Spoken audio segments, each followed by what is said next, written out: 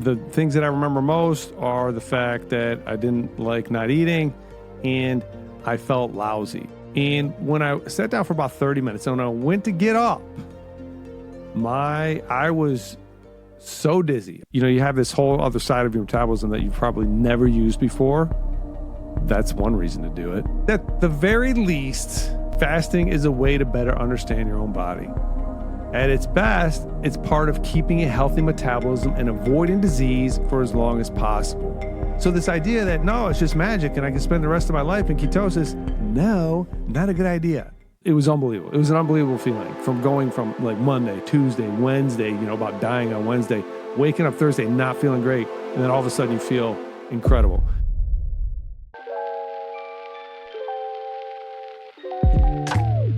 Let's get into this. Kind of. I usually save that for when we actually get into the meat of things. We got some stuff to go over. We're gonna be fast as we can today while hitting the message. It's warm in here, and I'm already feeling the warmth. I'm gonna have to make some adjustments here to the tire. All right, fasting episode 24. That's what it's called. It's called fasting. Question came in, said, hey, maybe this is even a topic, and I agreed. I'm like, it is a topic. And I did a bunch of fasting. I actually didn't know when the time frame was. So back in 2020 spring, it was like May, I think, was the first time. Might have been January, somewhere in there. We'll get into the details. But it was a good experience, and so I'm going to share some stuff from that and some thoughts and some of what it is as we're going to get into today. So 3/13/25 fasting. That's what we're going to be talking about in this episode. Goal of this episode is to share what I know and think about fasting. Whoa, crazy. Provide a potential plan for starting to fast, which comes at the end. And you don't need a big plan if you're going to fast. But we'll give you some ideas, some things to think about. And as always, we're going to have some fun. People like having fun. At least they should. If you're hanging around people that don't like to have fun, might want to rethink that. Outline of topics. We got updates. Make my own sound effects. Questions from the audience. We got a question from the audience today. Metabolic syndrome. Going to cover that. Talk about fasting. I don't know what to call that topic. My experience with fasting. My numbers. Normal fasting and TRE. So we'll get into some of my numbers back when I was doing it. Potential plans and then final thoughts.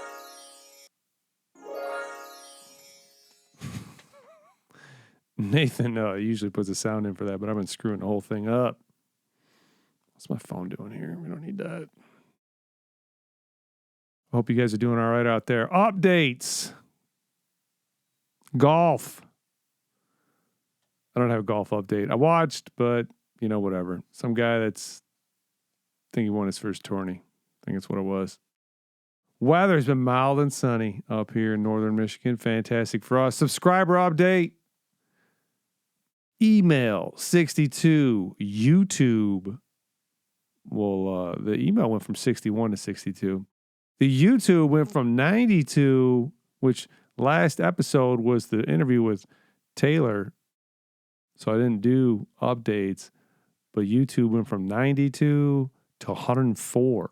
So 12 in 2 weeks. Something going on.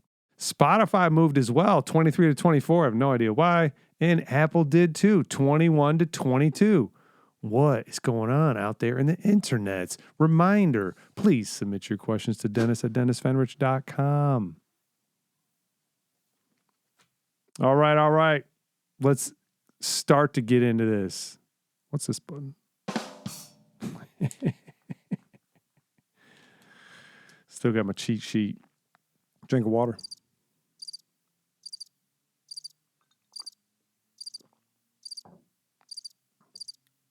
Oh, bad timing. Questions from the audience, guys. Here we go. We got one question today. There's a couple in the e-box there, but we're going to address this one. I actually thought about doing a podcast on questions, but then I realized there's only 3, and that ain't going to work. Question from the audience. This came in January 13th. Sorry for the delay. We know that consuming carbohydrates and protein together is important for muscle building and recovery. Sometimes, though, I need a quick protein fix at work, so I'll grab a protein bar. The issue is that most protein bars and drinks contain artificial sweeteners.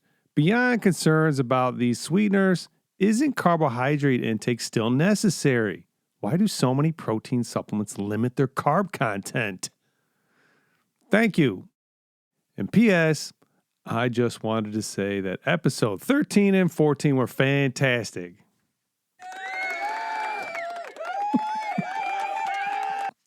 A lot of buttons early on. I must be excited. Must be the good weather. All right, so what do I got? I got 3 little responses here.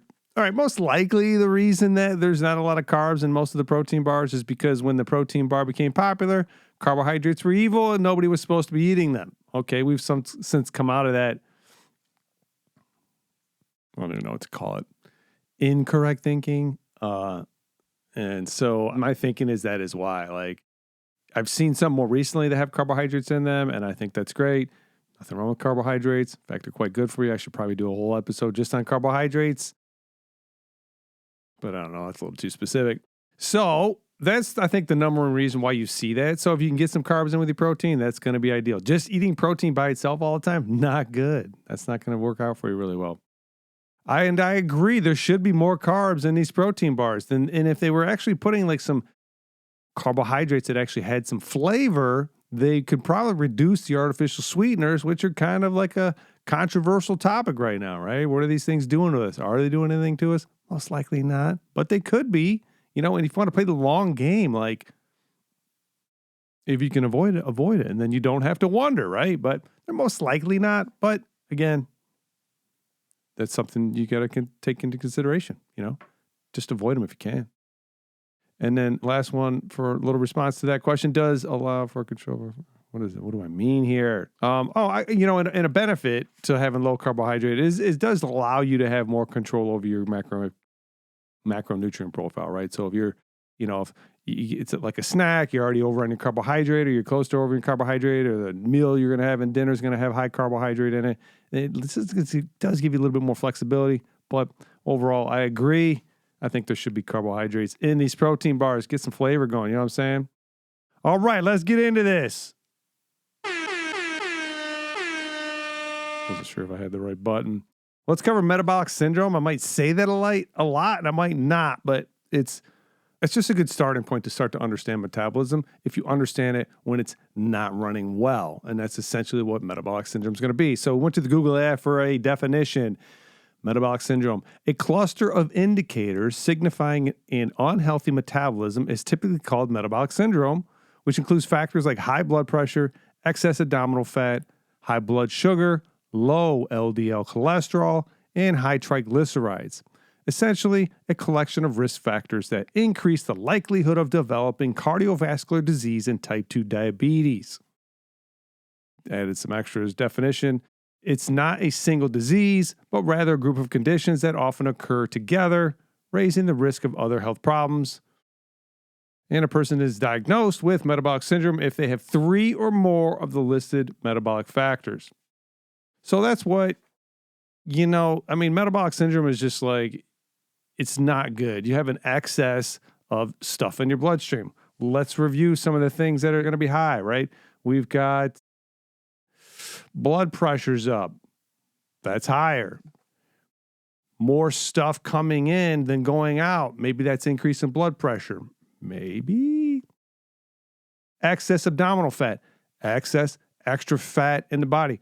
High blood sugar. More sugar in the bloodstream. Low LDL cholesterol and high triglycerides, right? So food essentially is building itself up in the body, and that's probably going to be most people want to say inflammatory. I'm going to say pro-growth, right? You'll be under this chronic kind of stimulation of anabolism, chronic mTOR stimulation maybe. And over time, you're going to see the type 2 diabetes. You're going to see increase in cancer. You're going to see increase in heart attacks. You're going to see increases of bad things happening because your physiology is not running well chronically over time. Remember chronic versus acute. acute good, chronic bad, generally speaking. All right, so that's the definition. So what is fasting? There was one study. So I'm going to start this off with a study that I had read. I read a book called, I think it was called The Longevity Diet by Dr. Walter Longo, which I thought was the coolest doctor's name in the world, right? Walter Longo. Come on, is that even real? But it's real. And he was studying fasting for years and years and years, had a clinic and all that good stuff, wrote a book called The Longevity Diet. Good book, not great, but I did get a handful of things. But one big thing I got out of it was the study that was done. And this was like a light bulb to me, right? So basically, two groups. One's basically has metabolic syndrome, elevated blood, everything. The other group, completely normal, no metabolic syndrome, normal blood levels. They take both groups and they put them on a fasting protocol, and that fasting protocol is a 5-day fast once a month for X amount of time. I think the minimum was like 3 months. What was the thing that blew my mind? The thing that blew my mind was the result of that study was all the people that had metabolic syndrome. Was it all? I don't remember if it was all. Very high percentage. Normalized. Their blood sugars, their triglycerides, their blood pressure, all these things normalized. They came down. Like, wow, that's cool. Then what do you think happened to the quote-unquote control group, the group that had normal blood levels, but also did the fasting? Nothing. You would think, at the time, I thought, well, their blood levels should all drop, but they didn't. They stayed the same. So it was like this epiphany of it just fixed their metabolism, right? It just allowed, by cutting out the intake, it allowed the metabolism of the body to catch back up, if you will, and to process all this extra stuff that was inside, all these extra calories in a simple view, and metabolism normalized. The physiology of the body corrected itself. It didn't take these normal people, and ruin them, right? And it just blew my mind. I'm like, so basically, this can basically fix anybody that's got metabolic, well, all right, we're getting extreme now. This could potentially fix you if you've got metabolic syndrome, if you go into some sort of fasting protocol. Now, consult with your physician and all these other things. Don't listen to me or read the book. But that's what caught my attention. All right. Covered that. Difference between, I wanted to talk about, maybe I should do that second.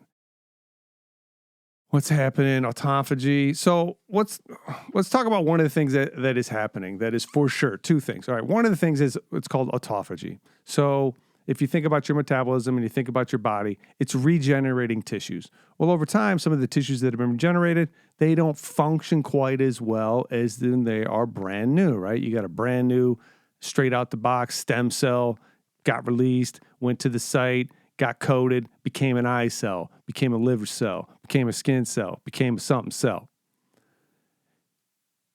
Those cells run really, really well. They're brand new. They just got created, right? But cells that have been around a little longer, they may not run as well. And sometimes they don't get digested. If you always have calories coming in, you might not be breaking down as much older tissue as you should. And so there's this thing that's called autophagy that really kicks in. It's always going on all the time. But when you don't eat anything, it's going to go in high alert, right? It's going to kick on big time and start to eat up tissue that's been lingering around. And so when you're catabolic internally, when your metabolism is catabolic, your body's eating itself because there's not a lot of nutrition coming in from the outside or none. The metabolism isn't stupid. It's going to preferentially break down tissues that don't function as well. It's not going to go break down the brand new tissue. It knows. How does it know? 1 billion years. That's how it knows. So that's happening. The other thing that's really interesting that came out of that book was at about 4 days of fasting, stem cell production went up drastically. And I don't remember the numbers, but it went up a whole lot, which was super interesting. And this guy was theorizing that because it's not just breaking down muscle tissue or skin tissue when you're catabolic like that, it's your organs shrink up as well. And so within, I can't remember, it was 3 or 4 or 5 days, those organs were back to their pre-fasting state. So they regenerated, they rehydrated, they rebuilt tissue at an accelerated rate. And this guy thought it was due to the increase in stem cell production. So if that is what is going on, you're basically chewing up old tissue and then you're bringing a bunch of brand new tissue back online. So in a sense, you're kind of younger, all right? If you want to think of it like that. Okay. What else we got here? Benefits of epigenetics, turn on this part of your metabolism. You know, if even all that crazy cool stuff about getting younger wasn't happening, at the very least, you're going to turn on some aspect of your metabolism that may not be running as well as it could. And I'll tell you about my story, what happened when I did a couple fasts like this. Also, you know, if you're breaking up these tissues and you're digesting them and you don't have these kind of quote unquote junky tissues lingering around, well, those tissues might be more disease prone, right? So maybe you're chewing some of that stuff up and maybe avoiding disease or pushing it down the road, okay? Which would be a good benefit. Now, a lot of this stuff was super, you know, I followed a guy named Peter Attia. I recommend you follow him. He's one of the smartest dudes on health and fitness. He comes from a very clinical perspective, very analytical. There's no, what is that word? Hyperbole? Like, he doesn't exaggerate, right? He's very conservative in what he puts out. And he was like on board with this stuff big time for like 4 years. Some crazy protocols he was doing. But then he kind of stepped away from it, and I don't even know if he's fasting anymore. But he came to believe that you could mimic these things. You could mimic this tissue catabolism basically by exercise. And when you exercise, your metabolism is falling behind because you're exerting a bunch of energy, and you're going to increase this catabolism to replace energy, but also to process and break down amino acids to be able to feed the activity that you're doing. And so he kind of stepped away from it, thinking that maybe it wasn't going to have as big of an impact. I still think there's a place for it.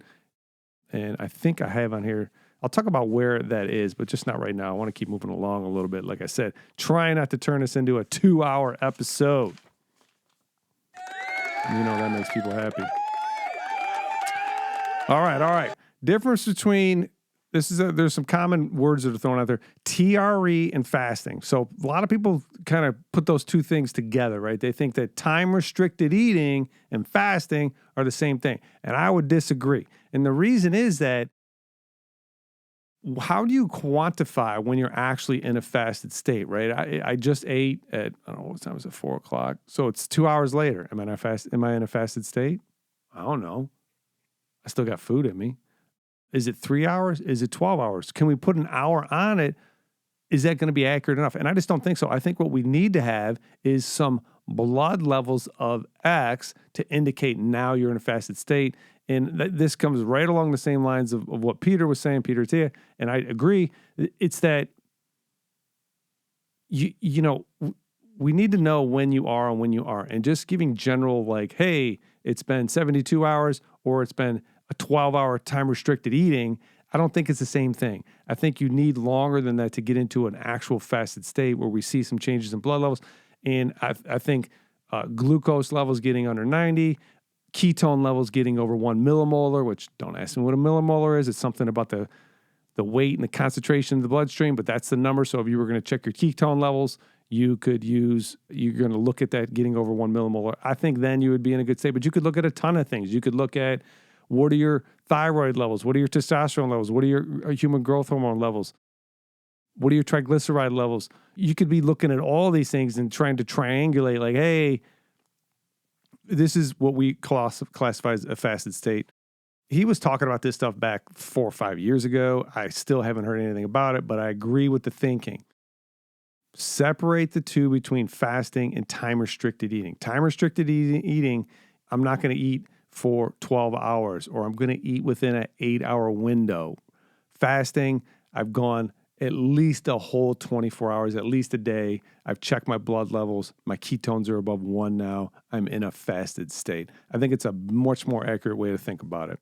There's benefits to both, but I think we need to differentiate that. That was a bit of a soapbox. All right.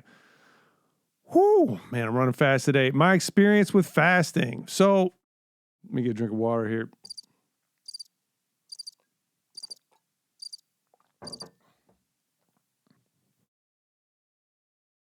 So back in 2020, I had read that Walter Longo book, The Longevity Diet, and I was like, I'm going to do that protocol because I was waking up in the morning and my blood glucose was over 100. So in a fasted state, look what I just did, in an overnight fast, see, we just don't know. Time restricted eating. Anyways, I was waking up in the morning after 9 hours of sleep, and my glucose was over 100. And I wanted it under 90. That was my goal. And so I realized I'm going to try this fasted thing because it worked in the study. It worked in the mouse models. It worked. And so I'm going to do that 5-day, once a month fast. So the first one was I believe it was January. And my first week was terrible. I didn't work out. And if you're interested, I tried finding them. I couldn't, I kept going back and back and I was taking too much time, but excuse me. Sorry. I posted every evening of that fast. So I started on a Monday and I went Monday through Friday. So every evening at 8 o'clock, I posted a video to Facebook, about a 5 to 10 minute video talking about how things went. So if you're interested, it's back in 2020, somewhere in the beginning of 2020. If you want to find those, it's on my Facebook page. So the first week was really, really hard. The things that I remember most are the fact that I didn't like not eating and I felt lousy. I didn't work out. I worked out one time in the whole week and it was on Wednesday. And all I did was, I'll never forget it. It was midday. I went and I pushed the sled. I got a sled at the gym there. Kind of no weight. All I want to do was get my blood moving around. So I went, pushed the sled down. I pushed the sled back. I did some hip glides. I did some Spider-Mans. I did some inchworms. I pushed the sled down. I pushed the sled back. Super easy, very light. Did it for 30 minutes. Got my heart rate up. No big deal. What I want to do is just circulate my blood, get a little bit of energy burnt, and then just go, get ready for the evening classes. And I went and sat down, was sitting at my desk, whatever, watching a video, wasn't eating. I did have a Snickers bar on hand just in case things went haywire. And when I sat down for about 30 minutes, and when I went to get up, I was so dizzy. I was so disoriented that I ended up sitting down for another 30 minutes and people were coming in for class and I was just kind of starting to feel better as the class was coming in. And that was, so I sat there for 30 minutes, on the verge of, should I break my fast? This isn't probably good. I don't feel really good. Just keep pushing through it. Your metabolism will change, blah, blah, blah, yada, yada, yada. I don't break the fast. I get through it. I kind of stand up. I'm I'm okay. And I run the class and I'm fine. The next day, Thursday, felt kind of maybe a little better, maybe not. And then Thursday, at 2 or 3 in the afternoon, boom, I felt amazing. My energy, my brain cleared out. My energy came right back up. And it was it was unbelievable. It was an unbelievable feeling from going from Monday, Tuesday, Wednesday, about dying on Wednesday, waking up Thursday, not feeling great. And then all of a sudden you feel incredible. And so what was happening is when you're not eating, your body needs to shift. Doesn't need to. It's going to shift its energy source around. It doesn't full bore switch off, but what it's going to do is it's going to start to need fat at a higher level, and it does that through ketosis. You're still going to have sugar in your bloodstream because if you don't have any sugar in your bloodstream, you're going to be dead. But that time between my body trying to turn on these mechanisms for ketosis, since I had never been in it in my entire life, most likely, and now here I am in my 40s, and this thing has never been ran before. This aspect of my metabolism has most likely never been turned on. It took a while for the epigenetics to kick in, for it to signal down to the DNA to, hey, we need to start doing something different here. And so after that, it felt amazing. Friday was great. I still don't think I worked out or anything. Saturday morning, woke up, broke my fast, good to go. 3 weeks later, basically, because it's once a month, I do it again. And similar but different. I think I did a little bit of light work on Monday and a little bit of work. I might not have worked out at all. I don't remember exactly. But I do remember that really lousy feeling broke on Wednesday afternoon as opposed to Thursday. So my metabolism had shifted forward a whole 20%. Basically, think 5 days in a week. Went from Thursday to Wednesday. Turned itself on, knew what was going on, said, hey, we've been here before. Bam, got things running way faster, way sooner, and I felt better much earlier in the fast, which was fantastic. I went to the third one, COVID hit, never did it. So I've got a whole bunch of stuff in fast. I'm going to cover some of my numbers. But that was kind of my experience. And it really helped me start to realize, like, one, you have this whole other side of your metabolism that you've probably never used before. That's one reason to do it. But you want to wake that up, because what happened afterwards was just like with the people in the study, my blood levels and everything. The only one I was watching was my sugar, but those blood levels got significantly better. I'll cover some of that. And I'm like, oh, look at that. It's almost like I thought about this and organized it. Blood levels are coming up next.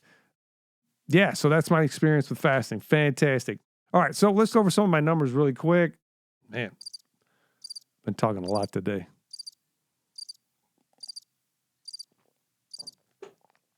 It's just enough time to get that drink in. All right, so here's some numbers, guys. So I'm going to cover normal, I'm going to cover fasting, and I'm going to cover time-restricted eating, because I did a really extreme time-restricted eating cycle in there as well. Normal numbers. So here's just some examples. This is September 16th of 2020, and I was tracking a lot of stuff. I tracked for 6 months straight, and I tracked how many calories I burned that day, how many calories I consumed that day, and how many calories I burned for my workout. And I also tracked my proteins, my carbs, and my fats. And I took my glucose every day, when I remembered, which is most days, in the morning, first thing in the morning, and then again in the evening before I went to bed, which is really wild because my bedtimes here, I was not very disciplined in my sleep. So anyways, 9/16/20, I burned 2,800. I consumed 2,500. In the workout, I burned 340 calories. I won't say the proteins, fats, and carbs every time, but I will say the carbs because I think that's somewhat interesting. 240 grams of carbs were eaten that day. The glucose in the morning. Also at the time, I had two monitors. I had a CVS monitor and the Keto Mojo, which I picked up. If you listen to the last podcast with Taylor, I talked about the allowed variance in the glucose monitor world that is pretty high. And you'll see some of these variances. Sometimes they were accurate, sometimes they weren't. CVS came in at 80 in the morning, and the Keto Mojo came in at 82. So this is, again, September, very late. I've already ran 2 hard fasts. I did a handful of 3-day fasts. I did some 1-day fasts. I had done a ton of fasting. I got my metabolism running really well.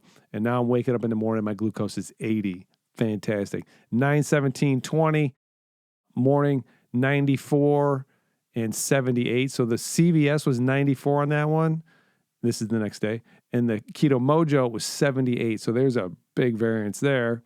And then in the evening, CVS was 97, Keto Mojo 93, and I ate 350 grams of carbs that day. So you got to think about that in total. And most of the carbs I would eat would be towards the evening, typically after my workout.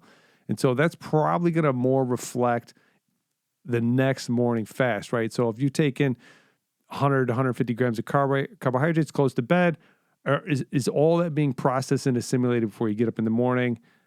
It definitely should. It should be processed and assimilated within 2 hours. So anyways, a little bit of ramble there. 9/18/20. I didn't wake up till 10:30 that day. Or maybe I didn't take it till 10:30. I don't know. CVS 92, Keto Mojo 88, and in the evening, 12 a.m. Man, I was up late. CVS 122 and Keto Mojo 111. And the last one for normal numbers, all that food is digested. I ate like an hour before I got on here. 9/24/20. This is an interesting day because I took some specific notes. From 5 p.m. to 9:30 p.m., I ate 300 grams of carbs, and glucose was 104 at 10:30 p.m. So I'll say it again. So I took a little side note. I think I posted a video on this. So on this date, 9/24/20, from 5:30 p.m. to 9:30 p.m., I had 300 grams of carbohydrates, and my glucose was 104 at 10:30. So metabolism is metabolizing, okay?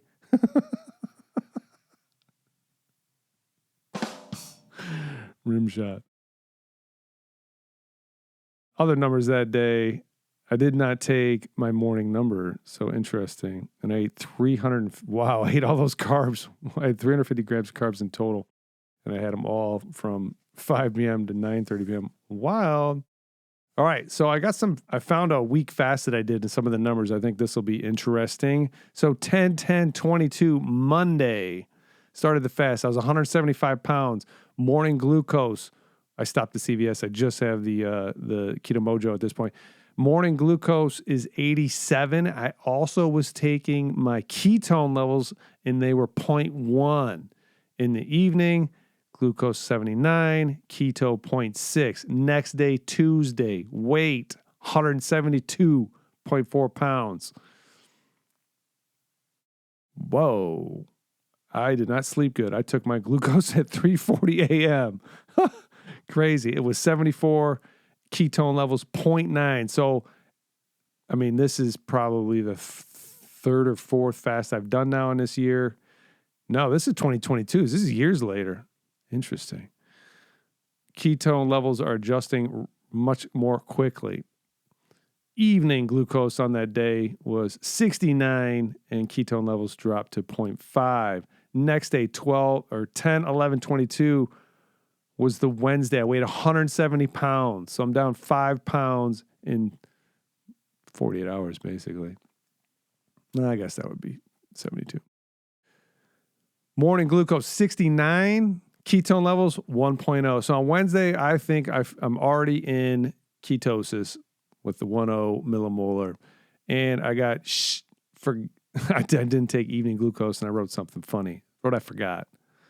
Thursday, 169 pounds, morning glucose 67, ketone levels 3.3. So huge jump in ketone levels on Thursday morning. Evening glucose was 85, so it came up a little bit. Ketone levels 4.7. So ketosis is kicking on. Friday, essentially last day of the fast, morning glucose. I took a double because the number was so low, I wanted to verify. First glucose test was 52. That's going to freak some people out, the ones in the know. And the second one's 64. So if you take the average of that, I don't know what that is. Is that a difference of what, 8, 12, add 6? 58 would have been it. Pretty low. Ketone levels 3.4, but I got ketones floating around. I'm good. 7:30 p.m., blood glucose 44 on the first prick and 59 on the second. So again, I took a double. I'm like, 44, that's crazy. So 59, I don't know the median of that. Ketone levels 5.9. Ketosis is in full rockin'. I don't know what to hit for that. Magic. And you do feel good, man. Your brain is wired up. Now, people think it's the ketones that are making you feel so good, and they are. They're helping because your brain's getting that in conjunction with the glucose, and things are good. But what also, how do you put this on here? What also I was doing at the same time was I was wearing an Oura ring, which was giving me an HRV. I don't have time to get into HRV, but it is a measure of your stress response. Now, what do you think my HRV does, or anybody's, when you fast? Do you think your stress... Okay, I do have to cover this. Well, this will be interesting for people, I hope. So HRV is heart rate variability. It's a measure of your stress. It's looking at how erratic your heart rate is. And contrary to what most people might think, the more erratic it is, the less stressed you are, right? How does that make sense? Well, think of it like this. If there's a line in the room right now, my heart is not erratic. My heart is like... it's boom, boom, boom, boom, boom, boom, boom, boom. It's on point. It's stressed to the nines. It's turned on to the max. If it's erratic, it's not turned on so much. It's like boom, boom, boom, boom, boom, boom, boom. You know, it's got this. There's more spaces between the beats. The spaces aren't as synchronous, right? And so that's the indicator of low stress response. So.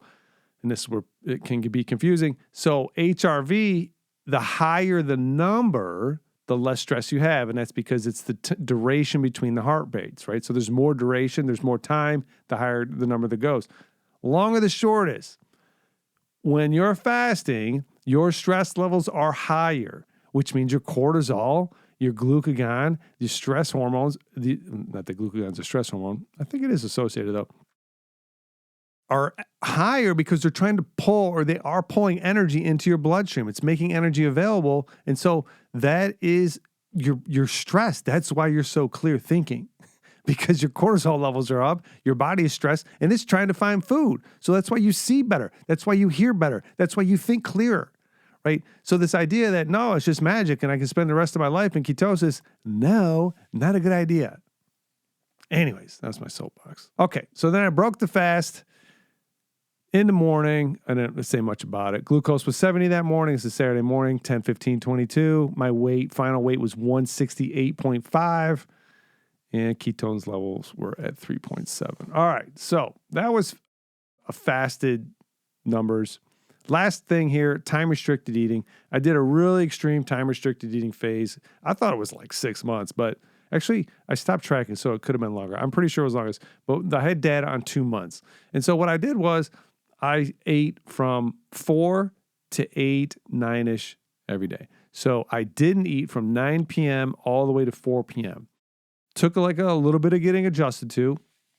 And initially the numbers were really low. So like blood glucose in the morning on 10/5/20, this is all such a tight window, was 82.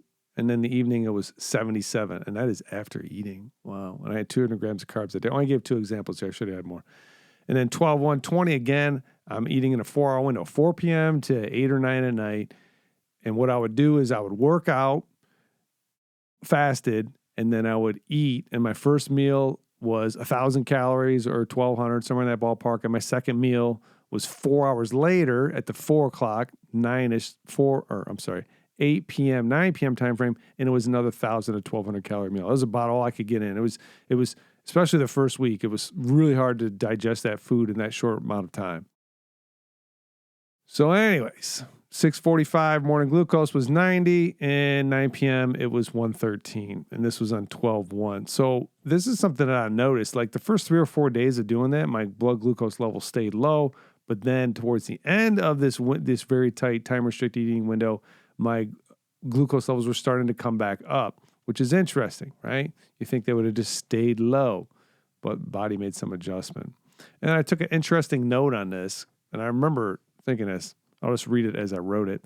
Still on TRE of, so let me start again. Still on TRE of 4 to 9 most days, so the time frame.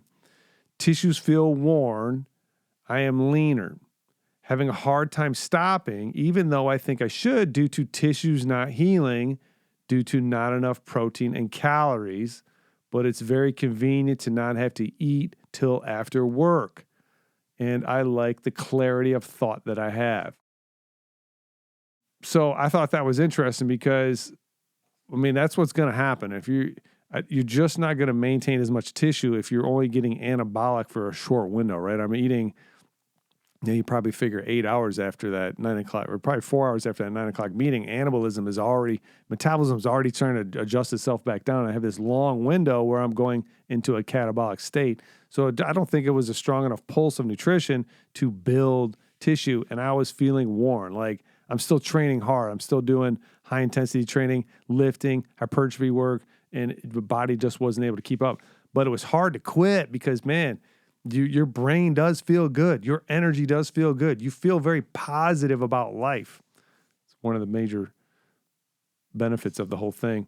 All right, we're getting close to wrapping this up. Potential plans for you if you've hung in there this long. I'll give you an applause. I'll take a drink of water. Yeah. What's the green button? Let's find out. Oh, we got to incorporate that more. Potential plans. Do this. You should definitely measure your weight, your glucose, and your ketones. I think those numbers are the only ones you can measure on your own every day. You could do uric acid, which I have a uric acid monitor, and I was looking at that for a while.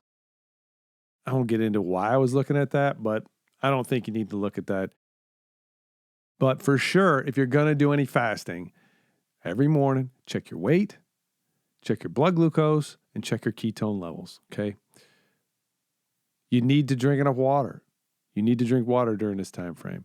And you also need to take in enough salt. And the general recommendation is 2 to 3 grams of salt every day. And you need to weigh it out. Don't just guess. Get a scale. Get your water out for the day. Hey, I got my gallon of water. I got my 86 ounces of water. I got the amount of water I need to drink today. It's right there. I'm going to get my 2 to 3 grams of salt. I'm going to weigh it out and get it in there. Because you don't want to get electrolyte imbalanced. I don't know if I said that right. It happened to me. Happened to me on the other side.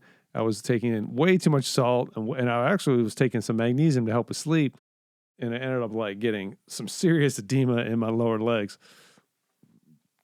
So anyways, if you're going to do it, do those 3 things. Take your weight, your glucose, and your ketone levels. You can go to ketomojo.com. I think that's what it is. Get the little monitor, do your deal. It's like $50. If you've never fasted before and you don't want to just jump in, because one of the major concerns that can happen is you get lightheaded and you pass out, right? Your metabolism isn't getting fired up fast enough. And so you're basically running out of energy. You don't want that to happen. It's not fun, right? You don't want to be driving your car and have that happen, right? So you should take this with seriousness if you're going to do it. I'm not recommending you do it. This is just information. You do what you want with your body. You could start to get those mechanisms turned on in your metabolism by doing some time-restricted eating, right? You could say, hey, I'm gonna time-restricted eat, take a look at what you're doing right now. I'm gonna reduce that down to some amount, a 10-hour window, an 8-hour window, right? I'm only gonna eat from noon to 8. I'm only gonna eat from 7 a.m. to 5 p.m. or, whatever makes sense for you. You wanna eat first thing in the morning and then cut it out, then stop eating earlier, or you wanna eat later and not eat in the morning. Up to you, but it would be wise to do some time-restricted eating to make sure your metabolism is running, or that aspect of it is running, before you go full bore. I'm not going to eat for 24 hours. Now, if you're wild, that's what I did. I just did a 5-day fast right off the rip. I didn't do any time-restricted eating, so you can do it, but you're going to have to be wise about it. Or you could say another approach could be, I am going to go one day. Right? I'm just going to go a day. I'm not going to eat today. I'm going to go to bed. I'm going to wake. I'm going to be okay. I'm going to be okay. And then kind of build from there. Do that for like once a day for 3 or 4 weeks, or once a week for 3. Let me say it again. One day a week for 3 or 4 or 5 weeks. Get used to that. Stretch it out to 2 next time, right? That's another way you could go about doing it. Now, some interesting things. In my opinion on this, if you're 0 in age to 30, I don't think you're going to get any benefits out of fasting unless you've been really inactive and really not eating well at all. Then maybe. But if you've been, you ate relatively well, you're not really overweight, and you've been active, 0 to 30, let's go 20 to 30, because nobody under 20 is probably doing this. At least I hope not. I don't think you're going to get much benefit. I think your metabolism runs so good because just from the activity and what you're doing, it's already running really fast. It's regenerating cells as fast as it's ever going to, and there's probably not going to be a ton of benefit. Also, if you're 70 plus, 65 plus, 70 plus, you might not get much benefit either because your metabolism isn't running really fast. And that was shown. Like, I can't remember what the age was. I think it was 70 plus. They did 5-day fast with these people, and there just wasn't a ton of benefit because people who did the study said they didn't know why. I'm just going to speculate. Your metabolism isn't doing much, right? You not eating for 5 days really didn't create a big enough deficit to kick in any kind of serious metabolic adaptation, in my opinion. We'll leave that up to future studies and what those people think. So I think the sweet spot, if you're going to fast, is going to fall somewhere in between the 30 to 60-year-old range. If you're not active, if you're overweight, I think there's a ton of benefit. Speak with whoever you speak with to figure that stuff out. So just some food for thought on that. All right, final thoughts. My conclusion after all the fasting and all this stuff: a healthy metabolism processes and absorbs a meal and returns to baseline. That's how you know if you have a healthy metabolism, right? You're able to, and what's baseline? Baseline is there's no processing of food, right? You've assimilated what you've ingested and everything is back to normal, right?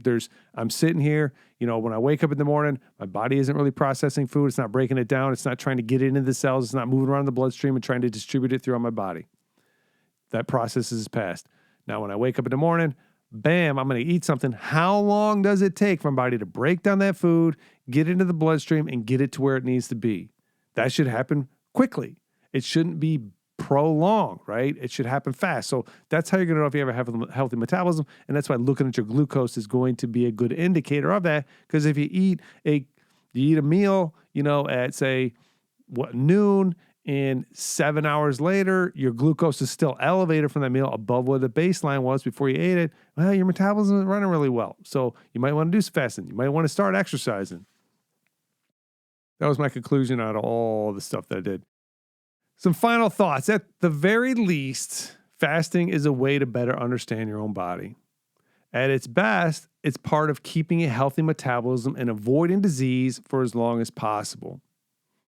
If you are at a healthy weight and body fat and exercise, that's a little caveat. If you are at a healthy weight and body fat and exercise 5 days a week or more, it may do nothing at all. Like literally, it might not be doing anything if that's you. Let me say one last thing because I want to. At its best, fasting is part of keeping a healthy metabolism and avoiding disease for as long as possible. You know what I said? Avoiding disease as long as possible. Nobody gets out of here alive. 75% of people on the planet are going to pass away from, cancer, heart disease, or some sort of dementia. That's going to get the majority of people, okay? So that's part of the process. Now, what you can do is you can, instead of getting that when you're 60, you can get that when you're 80 or you're 90, right? You can stave off and you can have a highly productive life and feel good as long as possible. Just bear in mind that at some point, something's going to get you, all right? Sorry if that's too real for you guys. Some of you. All right, that's it, guys. Next episode, we're going to cover another chapter from the development of the unconscious mind. That was a ton of fun. I want to work through that book. We're going to distribute it because that's a lot of information to process. So we're going to get into another chapter. One of those chapters I know I'm skipping. I don't know if it was the second one or the third one. But we're going to cover another chapter. Help us grow by liking and subscribing to wherever you're hearing this or the YouTube channel. And as always, please submit your questions to Dennis at DennisFenrich.com. Love you guys. Have a great week. We'll talk with you soon. I hope you enjoyed this. Sayonara.